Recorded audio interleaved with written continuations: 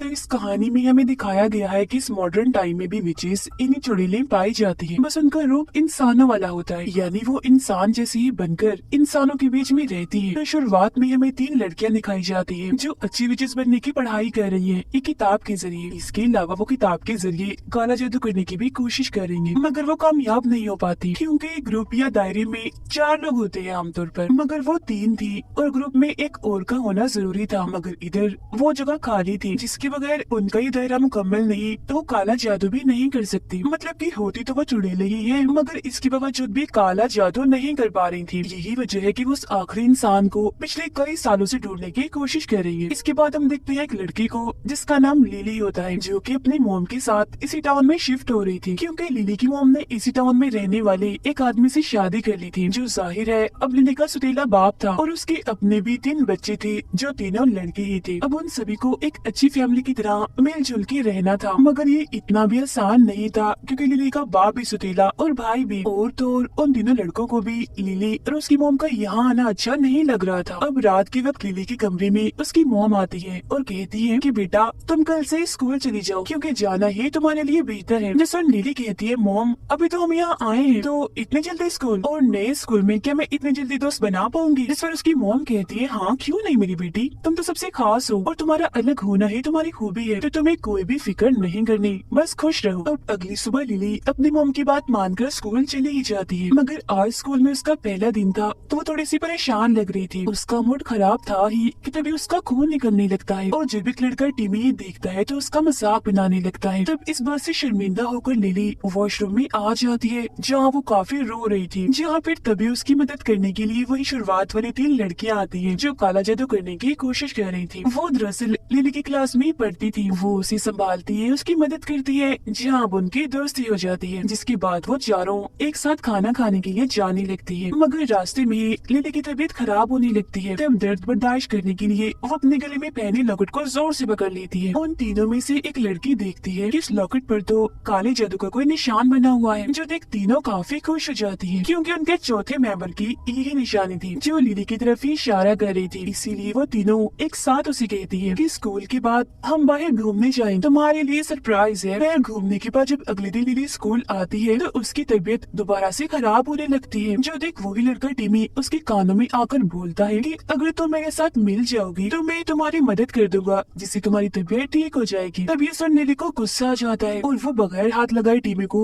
दूर फेंक के मारती है। तब ये देखकर वहाँ मौजूद सारे बच्चे एकदम चौंक जाते हैं कि आखिर लिली ने ये कैसे कर दिया। मगर इस सब की वजह से लिली और टिमी को सजा हो जाती है। सजा उनकी ये थी कि जो उन्हें कहा जाएगा उन्हें वो करना पड़ेगा। जिस तरह लिली के कानों में एक आवाज गूंजने लगती है जो उसे वॉशरूम में आने का कहती है। तो पता लगाने के लिए वो फौरन वॉशरूम में जाने लगती है कि आखिर वो चीज या वो कौन है जिसने मुझे वॉशरूम में बुलाया है। जब भी पहुंचती है तो देखती है कि वो तीनों लड़कियां पहले से ही वहाँ मौजूद है। वो बताती है कि हमने ही एक ताकत का इस्तेमाल करके तुमसे राब्ता किया और तुम्हें यहाँ वॉशरूम में बुलाया। जिसके बाद वो उसे बता ही देती है कि हम तीनों कोई इंसान नहीं बल्कि चुड़ैले हैं, और तुम तो ये बात जानती हो ना पहले से ही, क्योंकि जिस तरह तुमने टिमी को उठाकर फेंका कोई आम इंसान तो ऐसा नहीं कर सकता। काले जादू पर यकीन भी है तुम्हारा, जो बात तुम्हारे लॉकेट से साबित हो गई। तो बताओ ये सब तुम्हें कब से पता है? मगर लिली यहाँ काफी हैरान थी, उसे कुछ भी समझ नहीं आ रही थी कि आखिर ये किस बारे में बात कर रही है। तब उसकी परेशानी दूर करने के लिए वो स्कूल के बाद उससे मिलती है और फिर खुल के उसे बता ही देती है कि हम तीनों चुड़ैले हैं और काला जादू करने की पिछले काफी अरसे से कोशिश करती आ रही है, मगर वो नहीं हो पाता क्योंकि हमें हमारी एक और साथी की तलाश थी जो तुम हो, और हमें मिल भी गई हो क्योंकि तुम्हें भी हमें अलग किस्म की ताकतों का एहसास हुआ है। तो अब उनमें से एक लड़की लिली के सामने घुटनों के बल बैठ जाती है और उससे अपने ग्रुप में शामिल होने के लिए कॉफी मनाने की कोशिश करने लगती है, जिस पर लिली आखिरकार हाँ बोल देती है। और अब क्योंकि वो चार लोग थे,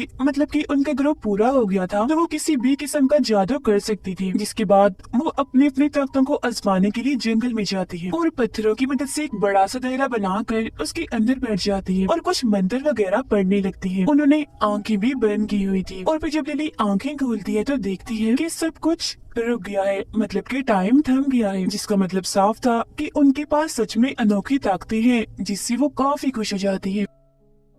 फिर वो अपनी किताब में लिखे बहुत सारे काले जादू करने की भी कोशिश करती है, जो कुछ हद तक काम भी करती है। जिसके बाद वो सोचती है कि क्यों ना हम अपने जादू को किसी इंसान पर करें, हमें ये पता चल जाएगा कि ये किसी इंसान पर भी काम करता है या नहीं। तब उनके दिमाग में फौरन टिमी आता है, मतलब कि वो एक बुरा लड़का, कि क्यों ना हम उसे सबक सिखाएं। जिसके बाद उस लड़के के घर जाती है और चुपके से अंदर घुस जाती है। इस वक्त घर खाली था, मतलब कि घर पर कोई भी नहीं था। तो वो सीधा टिमी के कमरे में जाती है और टिमी से जुड़ा हुआ सामान ढूंढने लगती है, मतलब कि उसका बाल, नाखून, ये उसकी इस्तेमाल की हुई कोई चीज। तब उन्हें वहाँ उसकी इस्तेमाल की हुई एक चीज मिल भी जाती है, तो वो उसे इस्तेमाल करने का सोचती है। वो उसे एक बोतल में डालकर उसमें पानी भरती है और फिर उस पर अपना जादू कर ही देती है। जिसके बाद उस पानी को उसके बेड के आसपास और सिराने पर डाल देती है, क्योंकि उनका मानना था कि अगर हमारे जादू ने काम किया तो अगले ही दिन से टिमी का बर्ताव बिल्कुल बदल जाएगा। मतलब जहाँ अब वो एक बदतमीज लड़का है, वो एक अच्छा इंसान, सबका भला चाहने वाला इंसान बन जाएगा। तभी इसी बीच उन्हें घर में किसी के आने की आवाज सुनाई देती है, जो और कोई नहीं बल्कि टिमी था। इसलिए वो चारों जल्दी से खिड़की से बाहर भाग जाती है। अब अगले दिन क्लास में एक लड़का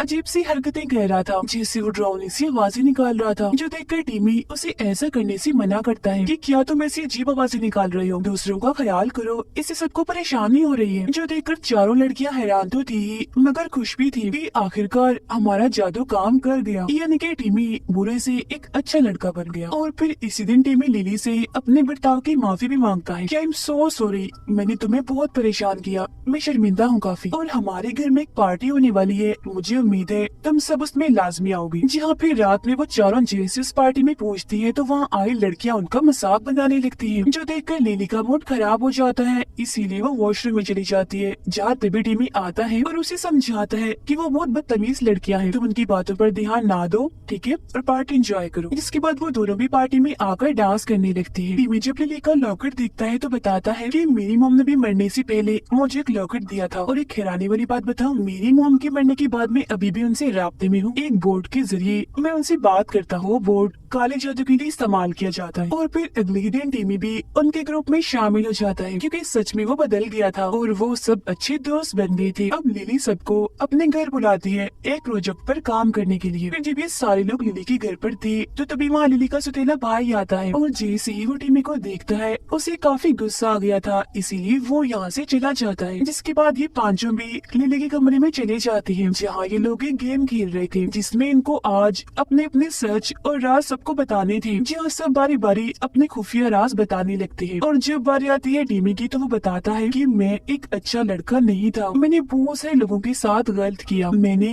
लिली के सौतेले भाई के साथ भी काफी बुरा बर्ताव किया, मैंने उसका दिल दुखाया, वो मेरा बहुत अच्छा दोस्त था, मगर जब से मैंने उसके साथ ऐसा किया वो मेरे साथ बात तक नहीं करता, मेरी तरफ देखता भी नहीं, जो बताते ही वो रोने लगता है। अब हालांकि टिमी ये सब बताना तो नहीं चाहता था, मगर गेम के और उनके जादू के मुताबिक वो झूठ भी नहीं बोल सकता था, उसे सच बताना ही था। जहाँ सारी लड़कियाँ उसे इतना दुखी देखकर संभालती है। इसी बीच नीचे से एडम इन लिली के सौतेले बाप की आवाज आने लगती है, जो देखकर वो अपने सभी दोस्तों को वहाँ से भेजकर नीचे खाना खाने के लिए आ जाती है। खाना खाने के बाद जब लिली अपने कमरे में आती है तो देखती है कि टिमी अपनी जैकेट यही भूल गया है, जिसे उठाकर वो खुशी से सूंघने लगती है, क्योंकि अब कहीं न कहीं वो टिमी को पसंद करने लगी थी। इसीलिए वो उसकी जैकेट पर प्यार वाला जादू करती है और पक्का करने के लिए जैकेट को अपने पास रखकर आंखें बंद कर लेती है। अब तभी टिमी अपने जैकेट ढूंढते हुए यहाँ आ जाता है, जिसे अचानक से अपने घर पाकर वो काफी हैरान रह गई थी। कहती है किस जैकेट की बात कर रहे हो तुम, यहाँ तो कोई जैकेट नहीं है। वो दोनों भी बात कर ही रही थी कि तभी लिली को अपने डेट की आवाज आ जाती है, इसीलिए टिमी को यहाँ से जाना पड़ता है। अब अगले दिन क्लास में टीचर सभी को बताती है कि एक दुखी और बुरी खबर है, हमारे एक स्टूडेंट टिमी ने अपनी जान ले ली है। जो सुनकर लिली की एकदम होश उड़ जाती है, वो काफी चौंक जाती है कि रात को तो हम साथ ही थे, मगर फिर एकदम से वो काफी जज्बाती और दुखी हो गई थी। इसीलिए वॉशरूम में चली जाती है, जहाँ उसकी वो दोस्तें इन्हें चुड़ैलें पहले से ही मौजूद थी। उन्हें भी टिमी की मौत का बहुत दुख था, इसीलिए वो भी रो रही होती है।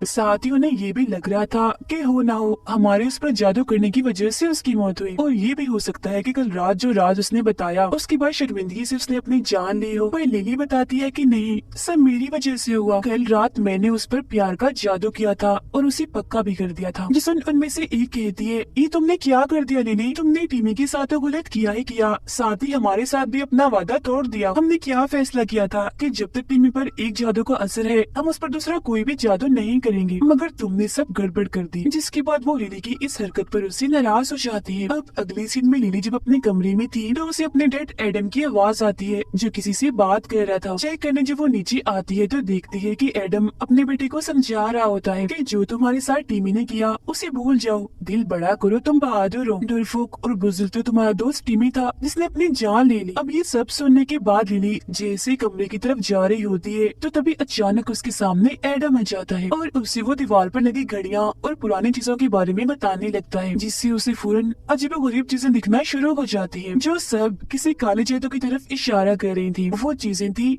आग, ऊन और सांप। ये सब देखने के बाद वो काफी डर जाती है और चिल्लाती हुई फौरन उठ जाती है क्योंकि ये दरअसल उसका सपना था। अब उसकी आवाज सुनकर उसकी मोम वहाँ आती है और उसे इतना डरा हुआ देखकर वो भी काफी घबरा गई थी। लिली उन्हें बताती है, मामा यहाँ गड़बड़ है, हम भी यहाँ महफूज नहीं है, एडम मुझे ठीक नहीं लग रहा, उसमें कुछ तो अजीब है, हमें यहाँ से जाना होगा। उसकी इन बातों पर उसकी मोम को यकीन नहीं आता। वो कहती है, ऐसा कुछ नहीं है जो तुम सोच रही हो, सब ठीक है, मैं समझ सकती हूँ तुम्हारा दुख, टीमी की मौत से तुम्हारे दिमाग पर गहरा सदमा है ना? तो हम कुछ दिनों तक बाहर घूमने जाएंगे ताकि तुम थोड़ा सा अच्छा महसूस कर सको। जिसके बाद लिली एडम के खिलाफ सुराग ढूंढने लगती है ताकि उसके पास कोई सबूत आ जाए और वो अपनी मोम को दिखा सके कि एडम सच में ही अजीब है। जहाँ तभी सामान में उसे अपने नाम की एक फाइल मिलती है जिसे पढ़ने से वो काफी दुखी हो गई थी क्योंकि उसे पता चल गया था कि वो अपनी मोम की सगी बेटी नहीं है बल्कि गोद ली गई है। लेकिन ये बात उसकी मोम ने आज तक उससे छुपा कर रखी, उसे सच नहीं बताया। इतनी ही देर में उसकी मोम यहाँ आ जाती है तो वो उन्हें बगैर कुछ कहे वहाँ से चली जाती है। फिर अगले ही दिन जब ये लोग टीमी के फ्यूनरल पर जाते हैं, यानी जब उसे दफनाया जा रहा था तो वहाँ सब लोग आए हुए थे। उधर लिली अपने उन चुड़ैल दोस्तों से बात करने की कोशिश करती है मगर वो उसकी बात का जवाब नहीं देती क्योंकि अभी तक वो उससे नाराज थी, जो बात लिली को अच्छी नहीं लगती, इसलिए वो यहाँ से जाने लगती है। उसकी मोम उसके पास जाकर जैसे उसे रोकने की कोशिश करती है तो वो अपना हाथ आगे कर देती है जिससे उसकी मोम दूर जाके गिरती है। अब यहाँ उन तीनों लड़कियों को अपनी गलती का एहसास हो जाता है कि हम लिली के साथ अच्छा नहीं कर रहे,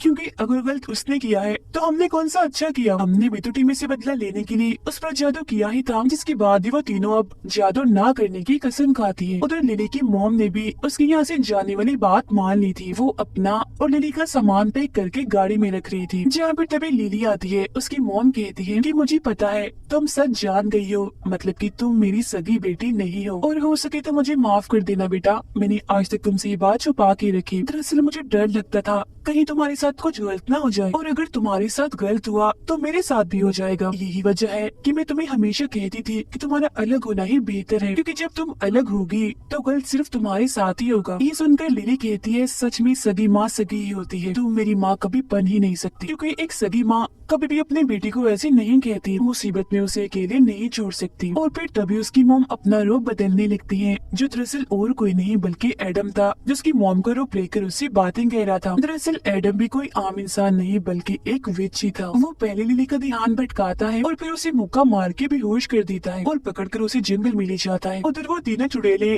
टीमी से अपने किए की माफी मांगने के लिए काले जादू वाले बोर्ड के जरिए उससे बात करने की कोशिश करती है। तब टीमी उनकी बात का जवाब भी देता है कि मैंने खुद अपनी जान नहीं ली बल्कि एडम ने मुझे मारा है, क्योंकि वो कोई इंसान नहीं है बल्कि विच है और वो भी काफी खतरनाक वाला। ये जानकर वो तीनों समझ जाती है कि अगर एडम ने टीमी को मार दिया तो वो लिली को भी नहीं छोड़ेगा, इसका मतलब कि लिली की जान खतरे में है। उधर जब लिली को होश आती है तो एडम उससे कहता है, अपनी सारी ताकतें मुझे दे दो वरना मैं तुम्हें जान से मार दूंगा। फिर वो ऐसा करने से साफ साफ मना कर देती है और तभी एडम उसका गला दबाकर उसे जान से मारने की कोशिश करता है। यहाँ वो खुद को बचाने के लिए कुछ भी नहीं कर पा रही थी, क्योंकि एडम ने उसे अपने जादुई दायरे में रखा हुआ था जहाँ उसकी ताकतें काम नहीं कर रही थी। लेकिन फिर तभी अचानक से वक्त रुक जाता है। लिली जैसे पीछे मुड़कर देखती है तो वहाँ उसकी वो तीनों दोस्तें थी जो आखिरकार उसकी मदद करने के लिए यहाँ आ ही गई थी। वो अब तीनों एक साथ अपनी अपनी ताकतों का इस्तेमाल करके एडम को रोकने की कोशिश करती है, मगर वो उसकी ताकतों के आगे कमजोर थी। ज्यादा देर तक उसे वो नहीं रोक पाती। एडम एक एक करके उठा कर उन्हें अलग अलग फेंक देता है और फिर लिली को जान से मारने के लिए उसकी तरफ बढ़ता है, मगर तभी लिली देखती है कि मेरी दोस्ती अलग अलग 3 जगहों पर गिरी हुई है, तो वो भी चौथी जगह पर जाके गिर जाती है। अब ऐसा करके उनका दायरा मुकम्मल हो गया था, इसीलिए वो अपने अपने मंत्र कर पड़ने लगती है, जिसके बाद एडम के चारों तरफ आग का एक दायरा बन जाता है। आग इतनी फैलती जाती है कि उसमें वो जलकर मारा जाता है, जिसके बाद सब कुछ बिल्कुल ठीक हो गया था। और अगले दिन लिली की मोम उसे उसकी असली माँ के पास ले जाने लगती है, क्योंकि असल में उसकी सगी माँ ने उन्हें कहा था कि वो लिली का ख्याल रखे। वजह ये थी कि उनके पास लिली की जान को खतरा था। जहाँ पर आखिरकार वो अपनी सगी मोम से आकर मिलती है। पहली बार अपनी मोम को देखकर वो काफी जज्बाती हो गई थी, साथ ही वो काफी खुश भी थी। और उसकी खुशी के साथ ही ये कहानी इधर ही खत्म हो जाती है।